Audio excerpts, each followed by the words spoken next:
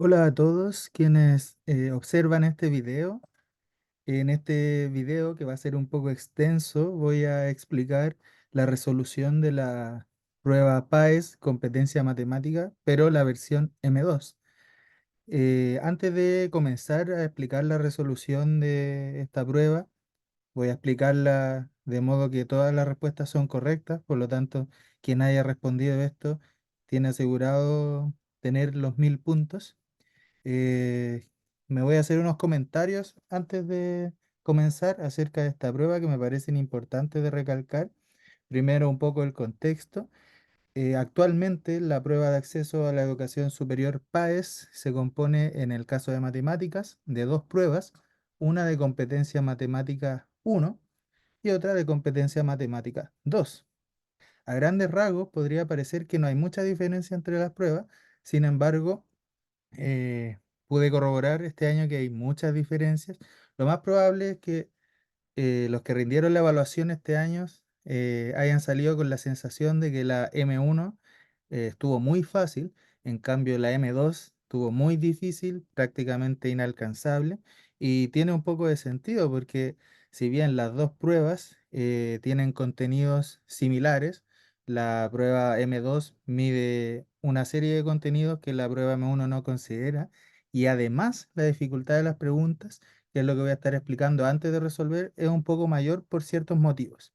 Entonces, como siempre, las instrucciones antes de la prueba: esta prueba tenía 55 preguntas, pero solo 50 se van a considerar para tu puntaje.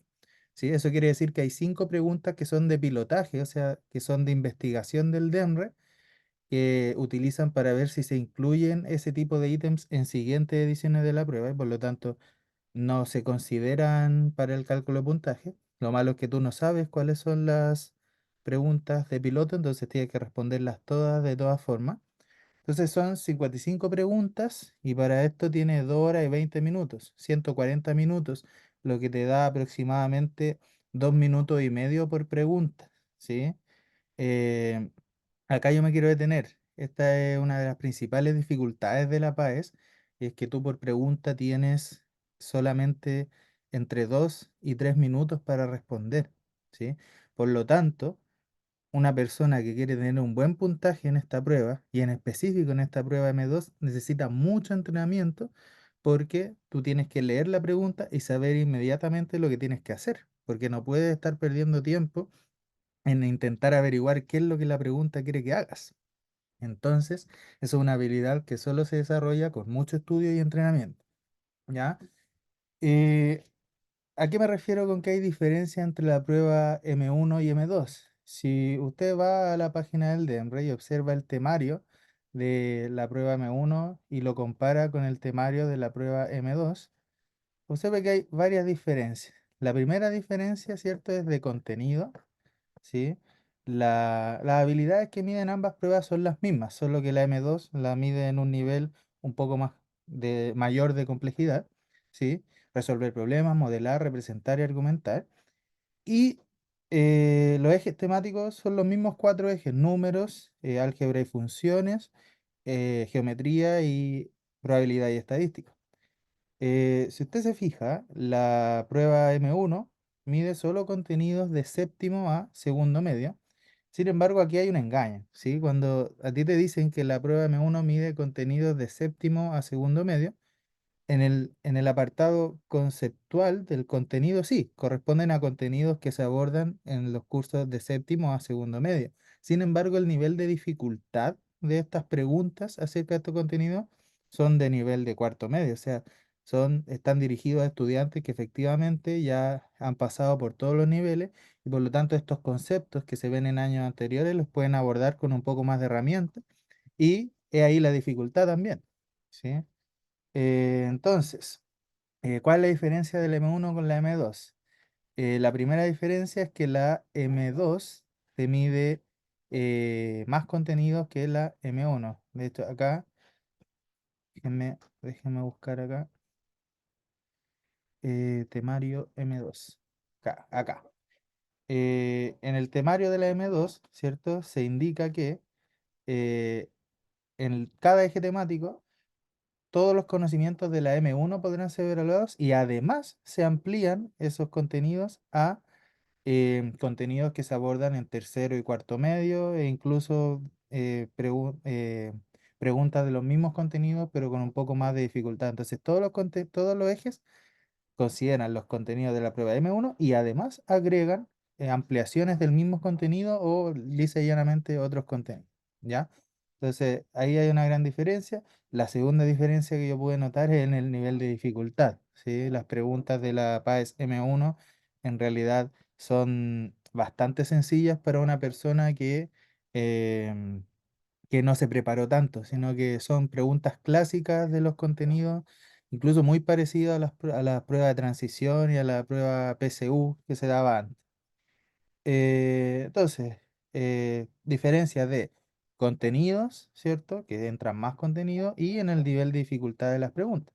Entonces, lo que voy a hacer ahora es empezar a resolver cada una de estas preguntas después de esta larga introducción. Usted se la puede saltar en el video y vamos a ir explicando, bueno, además de la respuesta correcta y la resolución paso a paso, vamos a ir explicando la dificultad que suponía esta pregunta, o a lo mejor a veces hay como no trampa, sino em,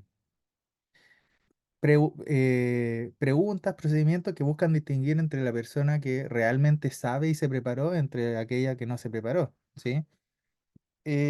Primero, me gustaría señalar también que yo considero que la dificultad en esta prueba M2 radica específicamente en que usted necesita una base muy fuerte de álgebra para poder enfrentar esta prueba, porque en esta prueba la mayoría de las preguntas requieren poco cálculo. O sea, lo que más se prioriza y lo que más se aborda en esta prueba son relaciones entre contenidos matemáticos, relaciones numéricas, más allá del cálculo. Entonces, esa es una dificultad adicional también que supuso esta prueba.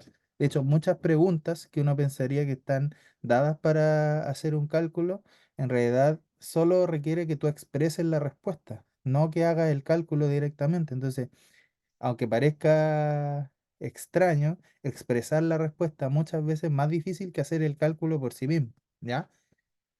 Entonces, vamos a proceder con la resolución de esta evaluación, ¿sí?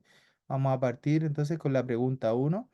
Y la pregunta uno ya supone un shock para la persona que la responde en caso de la persona que le tocó esta forma.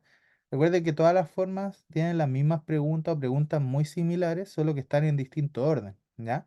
Entonces, para la persona que les tocó esta forma, ya hay un shock acá al encontrarse con esta pregunta, porque es una pregunta que tiene un enunciado muy largo y requiere de una muy buena comprensión de lectura, ¿sí? Entonces, ¿de qué se trata esta pregunta? Dice, el nivel de colesterol para las personas se presenta en la tabla adjunta. Entonces, acá te dan tablas con categorías y te definen rangos para el nivel de colesterol.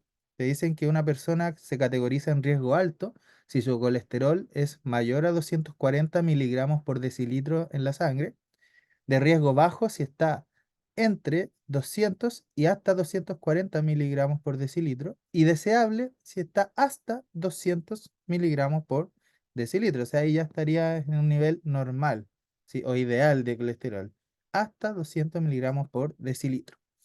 Entonces, ¿qué es lo que te preguntan? Acá te presentan un contexto, dice Rodrigo presenta un colesterol de 255 miligramos por decilitro y su doctor le deja dos recetas. La primera es una receta de un medicamento que le reduce el colesterol en 2,5 miligramos por decilitro diario, pero que solo debe tomar mientras esté en riesgo alto. Mientras que la segunda receta, en el medicamento le reduce el nivel de colesterol en 0,8 miligramos por decilitro diario, pero solo lo debe tomar cuando presenta un riesgo bajo. Entonces, si Rodrigo sigue el tratamiento, ¿cuál de las siguientes expresiones numéricas permite determinar la duración del tratamiento en días para que el nivel de colesterol de Rodrigo llegue a ser deseable? O sea, acá yo me voy a detener un poco para explicar el motivo de esta pregunta, lo que se busca que tú hagas, pero usted en la prueba no debiera tardar más de 3 minutos en esta prueba, porque lo ideal es que usted lea el enunciado y sepa inmediatamente lo que debe hacer. Primero, fíjate que en las alternativas no hay ningún resultado concreto. Solo hay expresiones numéricas que son equivalentes al resultado que nosotros debiéramos encontrar. Entonces, esta pregunta tiene la dificultad de que tú no haciendo el cálculo de días que dura el tratamiento, Rodrigo, tú no vas a llegar a la respuesta porque solo debe expresarlo, ¿sí? Entonces acá la idea es ver cuál es la expresión que te permite calcular el número de días que dura el tratamiento. Entonces acá tú primero tienes que notar que la información que te dan es que hay dos medicamentos que se toman cuando tú estás categorizado en cierto rango, ¿sí? Si tú estás con un colesterol alto, vas a tener que tomar la primera receta que te reduce el colesterol en 2,5 miligramos por decilitro diarios, ¿sí?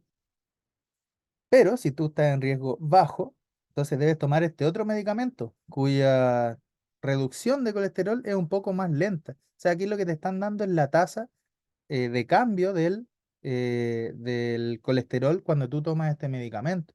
Entonces, para esto, lo que tú tienes que notar es que hay una relación entre el colesterol que tú reduces o la reducción del colesterol, la variación del colesterol, llámese, y la tasa eh, con que se reduce este colesterol y la cantidad de días que tú lo tomas, ¿sí? Porque significa que si tú tomas 2,5 toma un medicamento que te reduce en 2,5 miligramos por decilitro diario.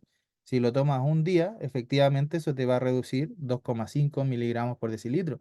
Pero si lo tomas 2 días, te va a volver a reducir en 2,5 miligramos por decilitro. Entonces en total va a estar reduciendo 5 miligramos si lo tomas 2 días. Entonces, acá lo que tú tienes que entender es que la variación de tu colesterol, que yo le voy a poner la variación de colesterol, va a ser igual a la tasa o por la que te reduce el medicamento diariamente el colesterol, a esta tasa, no sé, le voy a poner K, por la cantidad de días, ¿sí? Donde K sería este valor que está acá, y la variación de colesterol, fíjate que em, es aquella diferencia que a ti te hace estar en una categoría o en otra, ¿sí? Recordemos que Rodrigo inicialmente tiene 255 miligramos por decilitro de colesterol, o sea, está en esta categoría, riesgo alto. Entonces, la idea es ver cuánto debe reducir o cuánto debe variar su colesterol para poder salir de esta categoría, ¿sí? Entonces, esto es lo que sería la variación, lo que tú tienes que variar tu colesterol para poder salir de riesgo alto en este caso, ¿sí? Entonces, toda variación se expresa como una resta. Entonces, si tú quieres saber cuánto debe variar el colesterol de Rodrigo para salir de esta categoría, entonces tú tienes que hacer el nivel de colesterol inicial, ¿cierto? Menos el nivel de colesterol final, o al revés, ¿sí? Entonces, en este caso, lo que usted tiene que hacer es esto, mire. ¿Cuántos miligramos debe variar el colesterol de Rodrigo para salir del riesgo alto? Como él tiene 255 y tiene que llegar a 240, entonces la variación debe ser 255 menos 240. ¿Sí? Esta es la variación del colesterol. Y esta variación tiene que ser igual a la tasa con que el medicamento reduce el colesterol por la cantidad de días que tú lo tomas. Entonces, tú no sabes los días que tú tomas el medicamento, pero sí sabes la tasa y la variación. Entonces, como sabemos la tasa en este caso, 2,5 miligramos por decilitro, ¿sí? Si tú eso lo multiplicas por los días, que es lo que no conocemos, eso te va a dar la variación. Entonces tú acá puedes despejar los días, que es lo que se pregunta, porque a ti te dicen cuántos días debe durar el tratamiento. Entonces, si tú estás en riesgo alto, tu tratamiento para el riesgo alto se puede obtener despejando los días. Como el 2,5 está multiplicando, tú lo puedes pasar dividiendo. Entonces los días sería igual a 255 menos 240 partido en 2,5, ¿sí? Esos van a ser los días que va a durar tu tratamiento si estás en riesgo alto. Le voy a poner días alto, ¿ya? De manera similar, imaginemos que tú ya saliste del riesgo alto, o sea que tú llegaste a los 240 miligramos por litro. Si tú quieres saber cuántos días ahora va a durar tu tratamiento hasta llegar al nivel deseable, entonces tienes que volver a tomar la variación del colesterol igual a la tasa por los días. Pero ahora tú vas a tomar otro medicamento.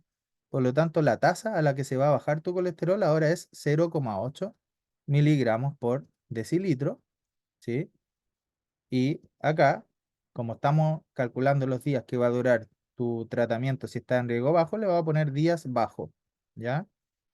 Y la variación de colesterol, ¿cuál debe ser? Debe ser exactamente esta que está acá. ¿Por qué? Mira, se supone que tú caes en riesgo bajo si estás en 240 miligramos hasta los 200. Entonces tú para lograr salir de esa categoría, si estás en 240, tienes que bajar hasta 200. Entonces la variación sería 240 menos 200. ¿Sí? ¿Por qué yo no hago el cálculo? Porque yo te podría decir, hay 40 de variación. Porque la pregunta no te pide que tú lo calcules, solo te pide encontrar la cantidad de días. Entonces, nuevamente despejas los días, en este caso sería 240 menos 200, partido en 0,8, porque se pasa dividiendo al otro lado, y eso te va a dar los días que va a durar el tratamiento si está en riesgo bajo. Entonces, ¿qué es lo que nos preguntaban? ¿Cuál debe ser el tratamiento, la duración del tratamiento en días para que el nivel de Rodrigo llegue a ser deseable? O sea, tienes que sumar los días que tú estás en riesgo alto tratándote y los días que estás en riesgo bajo. Entonces, ¿cuál es la única pregunta que te da la expresión del tratamiento, de la duración total? Es aquella que te suma los días en que tú estás en riesgo alto y los días en que estás en riesgo bajo. Entonces, el total de días va a ser igual a la suma de la primera expresión, 255 menos 240, sobre 2,5, que eran los días altos, más la otra expresión, 240 menos 200, partido en 0,8. Si te fijas, todas las alternativas son parecidas, sin embargo, la única que expresa correctamente esta relación es la alternativa E. Por lo tanto, si usted respondió esa, ya tendría correcta la pregunta uno. ¿Ya? Vamos a avanzar a la pregunta 2. ¿Ya? Si tú te fijas, en la pregunta 2 ahora nos pasamos a una pregunta que tiene que ver con análisis numérico, ¿ya? Dice, considera la igualdad P igual a n-1 sobre n+1, con n un número entero. Acá, chiquillos, yo les voy a dar un consejo inmediatamente, o al menos es algo que a mí me funciona, ¿sí? Fíjate que las condiciones con las que se lleva a cabo el problema a ti te las dan con lenguaje natural, o sea, te dicen n es un número entero, te dicen p es un número entero. Entonces, lo que a mí me ayuda mucho para ayudarle como a mi cerebro a descartar información o a concentrarse más en lo esencial es traducir la información al lenguaje matemático. Entonces, si a ti te están diciendo n es un número entero, entonces tú inmediatamente pones n pertenece a z. ¿Sí? ¿Por qué? ¿Por qué es importante que tú veas esto? Porque al tiro te va a decir qué valores podría tomar el n, porque n está en el conjunto z, entonces n puede ser cualquier entero, salvo una excepción que después voy a detallar ahí. Entonces tú inmediatamente tu cabeza le estás diciendo, ah, ya, n puede valer -1, -2, -3, o también 1, 2, 3 o 0 incluso, dependiendo de las condiciones, ¿ya? ¿Y qué es lo que tú requieres? Que P sea un número entero, o sea, que el resultado de esta fracción también pertenezca a los enteros, o sea, lo que a nosotros nos interesa es ver para qué valores de n, no para qué valores, sino para cuántos, esta fracción te da como resultado un número entero. Entonces acá tú tienes dos caminos. El primero es ir analizando y dándole distintos valores a n para ver con cuáles valores esta expresión se transforma en un número entero, ¿sí? Y descartando aquellos valores para los cuales te queda un número fraccionario que no es un entero, ¿sí? Un número decimal, ¿ya? Pero ese camino es un poquito largo, ¿sí? Porque te pone en la necesidad de tener que analizar varios casos y perder tiempo. Entonces, tú también le puedes dar un tratamiento algebraico a esto para simplificar esta expresión. Observa lo siguiente, mira. Lo primero que tú debes hacer es ver qué valores no podría tomar el n, porque si n está en lo entero, y esto es una fracción, puede ser que el n, eh, hayan valores que al reemplazarlo en esta fracción nos quede un número que no es real o un número indeterminado. Entonces, como siempre, cada vez que tú tengas una fracción donde hay un parámetro, ¿sí? Que en este caso es n, tú debes restringir esto para que la fracción no pueda tener denominador cero. O sea, aquí tenemos la restricción de que n más 1 debe ser distinto de cero, lo cual nos conduce a que n debe ser distinto de menos uno. O sea, tú le puedes dar cualquier valor a n excepto el menos uno, porque si tú lo reemplazas acá, te va a quedar que la fracción te queda con denominador cero, ¿sí? Y eso no está definido en los números reales, entonces n no puede ser menos uno, ¿ya? Entonces, ya sabiendo que n es distinto de menos uno, entonces acá nosotros ya tenemos las condiciones, podemos ahora empezar a trabajar esta expresión. Y fíjate que acá hay un truquito algebraico, ¿sí? Que más que un truco es reescribir esta expresión para poder dejar la fracción un poco más sencilla de analizar. Observa lo siguiente. Observa que n menos 1 arriba y n más 1 abajo son dos expresiones muy parecidas. La única diferencia es que tú tienes arriba un n restándole 1 y abajo un n sumándole 1. Entonces, la única forma de que nosotros podamos simplificar esta fracción es que arriba y abajo haya lo mismo, pero tú tienes que modificar esta fracción sin alterar su resultado. Entonces, observa, como abajo tenemos un n más 1, lo que vamos a hacer es mantener ese n más 1, pero arriba lo que nosotros vamos a hacer es hacer aparecer un n más 1. Entonces, como tú tienes n menos 1, si tú quieres aparecer un n más 1, tienes que reescribir lo que está acá. Y la forma de reescribir esto, haciendo aparecer un n más 1, es poner el n más 1 y restarle algo que haga que ese más 1 con ese algo te dé menos 1. Entonces acá tú debes restar 2 porque 1 menos 2 te da este menos 1 de acá. Entonces arriba lo mismo es decir n más 1 restado con 2. Eso es exactamente lo de acá. Y ahora podemos usar esta propiedad muy útil de los números fraccionarios, que es que cuando tú tienes una suma o una resta en el numerador, puedes separar la fracción en dos fracciones distintas, conservando el denominador. Entonces esto es lo mismo que n más 1 sobre n más 1 menos 2 partido en n más 1. Simplemente separamos la resta que estaba arriba en dos fracciones del mismo denominador. Y aquí viene lo interesante. Como n es distinto de menos 1, o sea, esta fracción nosotros la podemos simplificar sin ningún problema porque tiene el mismo número arriba y abajo y se están dividiendo. Entonces esto da un entero y le restamos esta otra fracción, 2 partido n más 1. Y acá está la clave de esto, ¿sí? Para el, ojo, yo me estoy demorando porque estoy explicando todo el fundamento que hay detrás.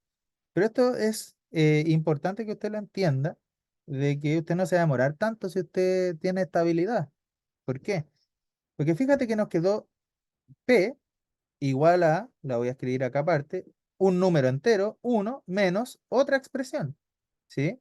Y lo que nosotros estamos buscando es que P sea un número entero, ¿sí? Aquí te dice, ¿para cuántos valores de n se cumple que P es un número entero? Entonces, fíjate que a uno le tenemos que quitar algo para que eso siga estando en el conjunto Z.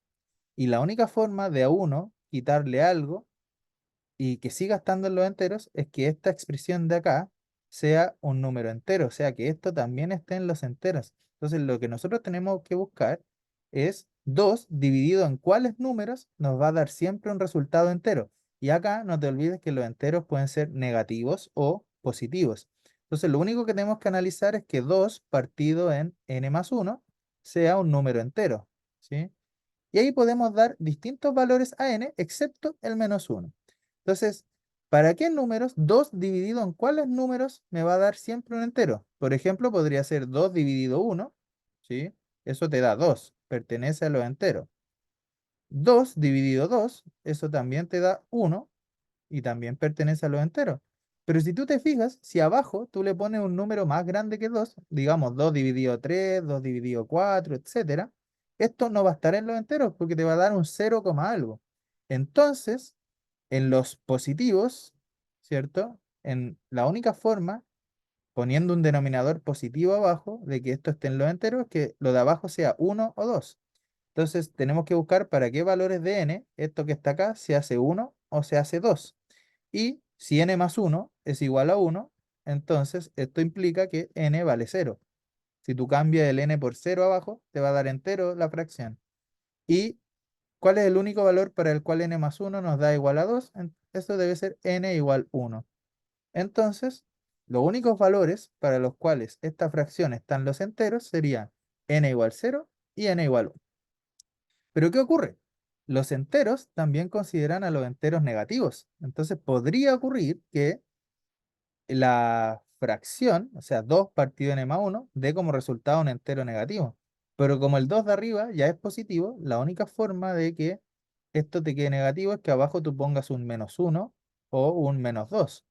¿Por qué? Porque si pones menos 3, eso ya te va a dar un 0, algo negativo, porque 2 dividido 3 es menor que 1, ¿sí?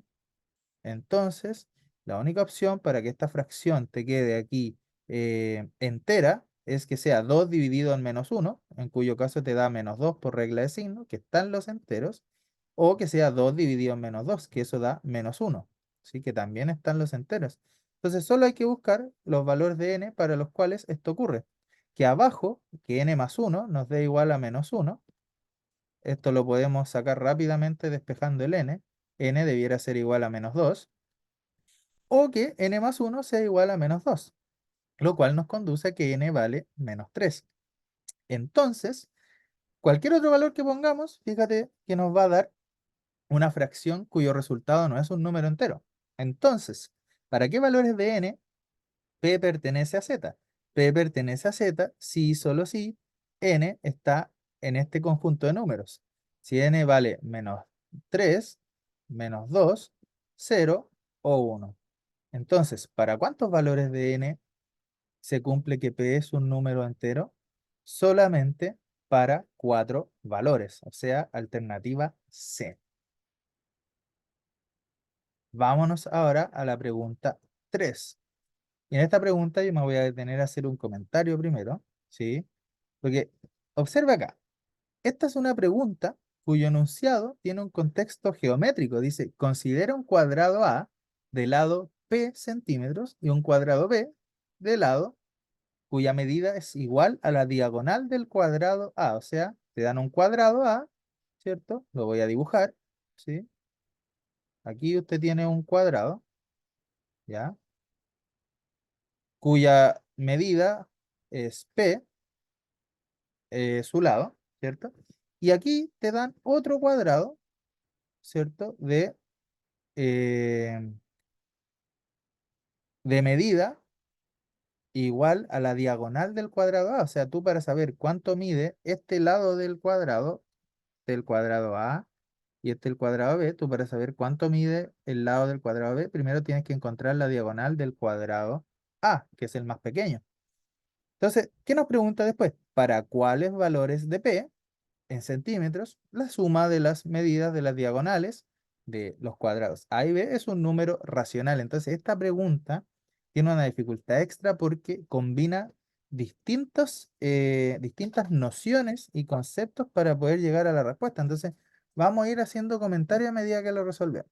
Entonces, primera tarea que tenemos que hacer es encontrar cuánto mide la diagonal del cuadrado P, que aquí me quedó un poquito chueca.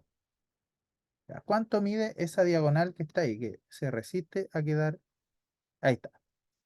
Entonces acá hay dos clases de estudiantes. Está aquel estudiante que tiene buena memoria, ¿cierto?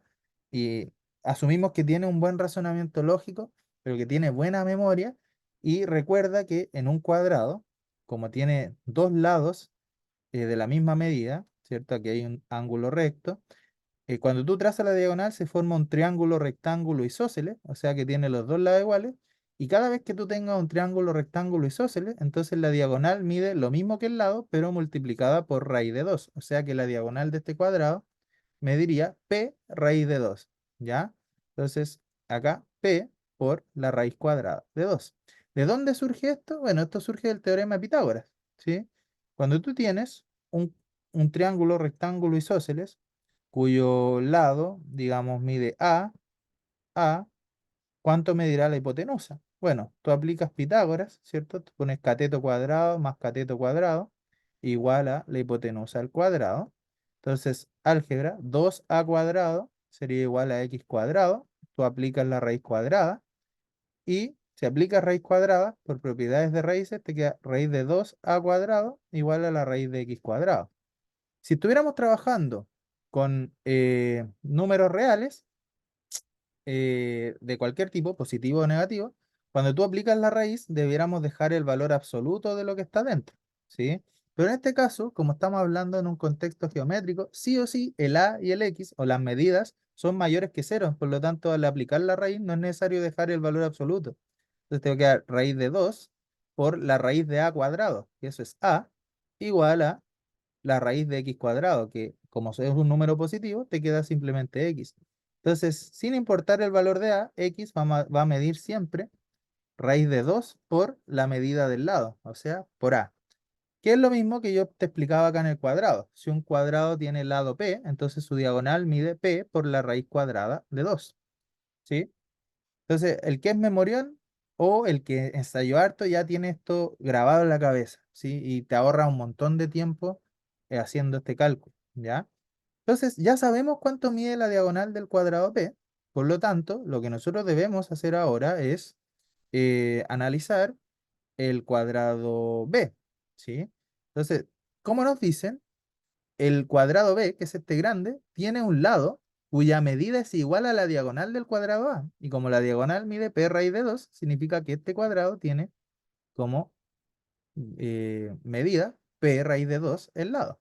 Y nuevamente uno puede hacer este análisis, ¿sí? Podría usar Pitágoras, pero yo no te recomiendo usar Pitágoras. Lo que te recomiendo es entender que eh, la diagonal de un cuadrado siempre mide lo que mide el lado, pero multiplicado por raíz de 2. Entonces, esta diagonal mide la medida del lado, que es P raíz de 2, pero multiplicado por raíz de 2. Y propiedades de raíces, raíz de 2 por raíz de 2, eso es simplemente raíz cuadrada de 2 elevado a 2 o raíz de 4 si se quiere, y eso te da exactamente 2. Por lo tanto, este valor de acá, la diagonal de este cuadrado, mide p por 2, ¿sí? O lo que es lo mismo, 2p. Por lo tanto, ¿qué es lo que tenemos que analizar nosotros? Fíjese, ¿para cuál de los siguientes valores de p la suma de las medidas de las diagonales, o sea, debemos sumar esta más esta, ¿cierto?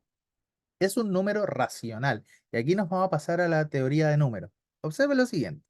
Primero vamos a definir la suma de la diagonal. La suma de las dos diagonales sería p por raíz cuadrada de 2 más 2p, ¿sí? Que si tú lo factorizas, ya te voy a explicar por qué hay que factorizarlo. Esto es p, que es el factor común, por la raíz cuadrada de 2 sumada con 2, ¿sí? O lo que es lo mismo, 2 más raíz de 2.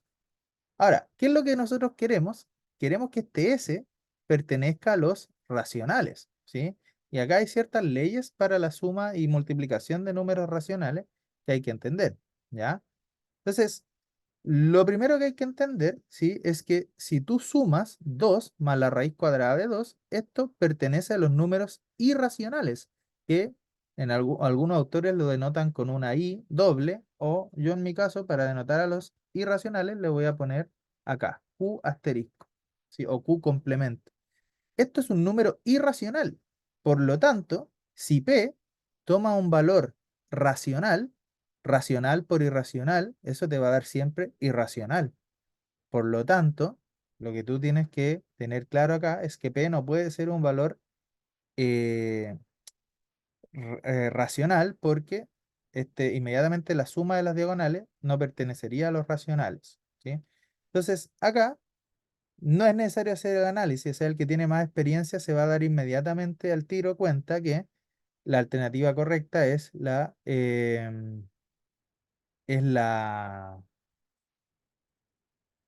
estábamos entre dos, es o la B o la D, ¿sí? Ya vamos a explicar eh, por qué es una y no la otra, ¿sí? Observa acá, hay un factor en esta multiplicación que es raíz de 2 más 2, o sea, es una suma de dos términos. Y en las alternativas te aparecen cuatro alternativas, ¿cierto? La primera es raíz de 2, pero si el p valiera raíz de 2, cuando tú multipliques raíz de 2 por raíz de 2 más 2, ¿cierto? Que sería la suma de las diagonales. Esto inmediatamente te va a dar a ti, si haces el producto término a término, raíz de 2 por raíz de 2, ya vimos que eso da como resultado 2, y raíz de 2 por 2 es 2 raíz de 2. O sea, vas a estar volviendo a sumar un racional con un irracional, y esto no pertenece a los racionales, entonces no puede ser raíz de 2. ¿Por qué? Inmediatamente alguien con experiencia se daría cuenta que es la B o la D, porque como un factor ya es raíz de 2 más 2, si tú colocas la B o la D multiplicando acá, reemplazando el P, te va a quedar una suma por su diferencia, ¿sí? Por ejemplo, si tú pruebas con la alternativa B y tú calculas cuánto vale la suma de las diagonales, sería P, que en este caso lo vamos a cambiar por 2 menos raíz de 2, y eso va multiplicado por raíz de 2 más 2. Y esto es una suma por diferencia. Recordemos que esto es 2 menos raíz de 2 y el otro lo podemos dar vuelta, ¿cierto? Porque la suma, no importa el orden en el que tú escribas los términos. Y esto es una suma por diferencia. Esto tiene la estructura A menos B por A más B. Y eso es un producto notable, ¿cierto? Que es igual a A cuadrado menos B cuadrado. O sea, es tomar el primer número, 2, elevarlo al cuadrado, y luego restarle el segundo número, raíz de 2, elevado al cuadrado. Y como la raíz con el cuadrado se cancelan, entonces te va a quedar 2 al cuadrado 4, menos 2 igual 2. O sea que esto sí pertenece a los racionales, porque nos da 2, y 2 es un número racional. Entonces, uno podría decir, correcto, es la alternativa B, pero observa que hay otra alternativa en la que también tú obtienes una suma por diferencia, que es la alternativa D. Si tú reemplazas el P por raíz de 2 menos 2, entonces te va a quedar raíz de 2 menos 2 multiplicado por raíz de 2 más 2. Y esto también es una suma por diferencia. El primer término, raíz de 2, se pone al cuadrado, menos el segundo término al cuadrado. Y la raíz con el cuadrado se van, te quedaría 2 menos 4, y eso es igual a menos 2. Y acá está el problema, porque menos 2 también pertenece a los racionales, ¿sí? Entonces, ¿qué diría uno? ¿Hay dos respuestas correctas? No. En la PAES nunca va a ocurrir, a menos que haya un error en la pregunta, de que hayan dos alternativas correctas. O sea, o te equivocaste tú, o hay algo, algún detalle que nosotros estamos pasando por alto, ¿sí? ¿Cuál es el detalle que estamos pasando por alto en este caso? El detalle es el contexto en el que nace este problema. Fíjate que P es el valor de la medida de un cuadrado, es la medida del lado de un cuadrado. Por lo tanto, por definición, la medida de un lado de un cuadrilátero jamás puede ser negativa o cero, porque si no, porque no existe la medida negativa en la geometría plana, en este contexto. Entonces, P sí o sí debe ser mayor que cero, por lo tanto acá, si tú reemplazas el P por el valor que se ofrece en la alternativa B, como 2 menos raíz de 2 será un positivo, ¿no? Recuerda que raíz de 2 es aproximadamente 1,41. Entonces, en este caso, sí, 2 menos 1,40 y algo nos va a dar mayor que cero. Pero ¿qué pasa si tú reemplazas en la D? Te estaría haciendo 1,40 y algo menos 2. Y eso te va a dar negativo, porque el 2 es más grande. Entonces tú no puedes, si bien te conduce a un número racional, tú no puedes ocupar la D como alternativa. Esta se descarta, porque estarías diciendo que el cuadrado tiene lado de medida negativa. Por lo tanto, alternativa correcta es la B. ¿Por qué no es la C? ¿Sí? Porque si tú reemplazas, vamos a analizar por qué no es la C, aunque ya los que tienen más experiencia también se habrán dado cuenta por qué. Sería que P vale 2 más raíz de 2. Y luego eso tiene que ir multiplicado por raíz de 2 más 2. Esto que está acá, aunque no lo parezca, es un cuadrado de binomio, porque tienes dos factores iguales que se están multiplicando por sí mismos. Entonces esto es raíz de 2 más 2 elevado al cuadrado. Y si usted recuerda los productos notables, esto es el primero al cuadrado más el doble del primer término por el segundo más el segundo al cuadrado. Entonces, en los extremos, raíz de 2 al cuadrado te da 2 y 2 al cuadrado da 4. Pero en el centro, 2 por 2 te da 4, pero sigue habiendo un raíz de 2 acá. Entonces, esto da como resultado 6 más 4 raíz de 2. Y esto pertenece a los irracionales, o sea, no puede ser, ¿sí? Por lo tanto, alternativa correcta, alternativa D. Perdón, alternativa B, ¿sí? Como yo inmediatamente me di cuenta que no era ni la A ni la C, me di cuenta porque fíjate que tú tienes un número multiplicando un irracional. Pues entonces, si tú haces irracional eh, por un irracional más un racional, por distributividad, inmediatamente te iba a quedar un número racional sumado con un irracional, y eso te va a dar irracional. Y la C, yo también me di cuenta de que era como multiplicar esto por sí mismo. Entonces, al hacer el cuadrado binomio, si bien se iba a ir la raíz cuando lo eleve al cuadrado, en el doble del primero por el segundo, te iba a seguir molestando el raíz de 2. Entonces, por eso yo me di cuenta al tiro que no era ni la A ni la C. Y luego entre la B y la D estaba esa sutileza. ¿Cómo me di cuenta que era la B o la D?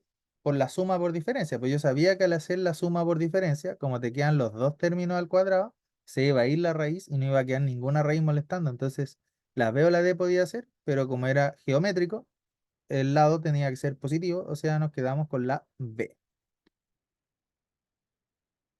Vamos ahora a la pregunta 4.